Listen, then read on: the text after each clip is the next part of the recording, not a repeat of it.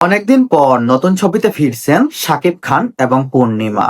ঢালিউডের জনপ্রিয় জুটি শাকিব পূর্ণিমার নতুন আই লাভ ইউ ছবির মুক্তি পাচ্ছে ফেব্রুয়ারির তৃতীয় সপ্তাহে। অনেকদিন পর এই জুটিকে পর্দায় দেখতে পারবেন দর্শকরা।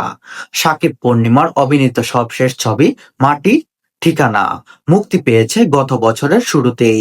চলচ্চিত্র মন্দ সময়েও এটি পেয়েছিল বাণিজ্যিক সফলতার দেখা, কিন্তু তারপর এই জুটিকে পর্দায় আর কখনো দেখা যায়নি।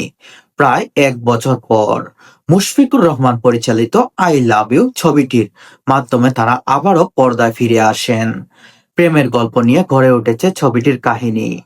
শাকিব পূর্ণিমা অভিনয়ে আরো একটি ছবি বর্তমানে মুক্তির অপেক্ষায় রয়েছে। এফ আই মানিক পরিচালিত ছবিটির নাম হচ্ছে জজ barrister police commissioner. I love you ছবিটি বাণিজ্যিক সফলতা নিয়ে আশাবাদী পরিচালক মুশফিকুর রহমান। তিনি বাংলাদেশ নিউজকে বলেন, সবাই বলেন শাকিব খানের পাশে পূর্ণিমাকে মানায় ভালো, কিন্তু তাদের নিয়ে দিন দিন নতুন কোনো ছবি মুক্তি পায়নি। আই লাভ ইউ ছবির মাধ্যমে তাদেরকে আবারও বড় পর্দায় আপনারা সবাই দেখতে পারবেন।